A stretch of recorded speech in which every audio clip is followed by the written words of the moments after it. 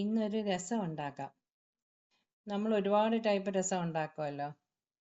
ഇന്ന് തേങ്ങാപ്പാൽ കൊണ്ടൊരു രസം ഉണ്ടാക്കാം. കുരുമുളക്, ചെറിയ ജീരകം, ഒരു 6 വെളുത്തുള്ളി, 8 ചെറിയ ഉള്ളി ഇത്രയും കൂടെ ചതച്ച് വെച്ചതാ.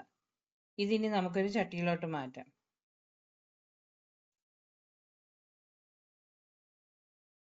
ഇനി പുളിവെള്ളം ചേർക്കാം. ഒരു നാരങ്ങ വലുപ്പത്തിലുള്ള പുളി പിഴിഞ്ഞ് ചേർത്തതാ. കുറച്ച് വെള്ളം കൂടെ ചേർത്ത് കൊടുക്കാം. ഒരു ചെറിയ ടീസ്പൂൺ മഞ്ഞൾപ്പൊടി ചേർത്ത് കൊടുക്കാം. കായപ്പൊടി ചേർക്കാം.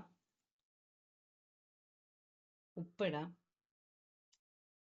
മല്ലിയിലയും കൂടെ ഇട്ട് കൊടുക്കാം. ഇനി ഇത് നമുക്ക് അടുപ്പിൽ വെച്ചൊന്ന് തിളപ്പിച്ചെടുക്കാം. രസം ഇപ്പം നല്ലോണം തിളയ്ക്കുന്നുണ്ട്. നമുക്കിനി തീ ഓഫ് ചെയ്യാം. ഇനി തേങ്ങാപ്പാൽ ഒഴിച്ചു കൊടുക്കാം. തേങ്ങാപ്പാൽ ഒഴിച്ചതിന് ശേഷം പിന്നീട് ചൂടാക്കണ്ട.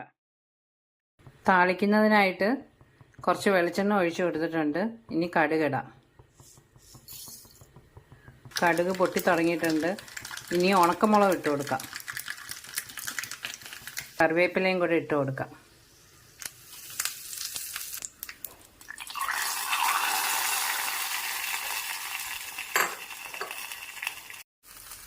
തേങ്ങാപ്പാൽ രസം റെഡി ആയിട്ടുണ്ട്. നല്ല അടിപൊളി ടേസ്റ്റാണ്.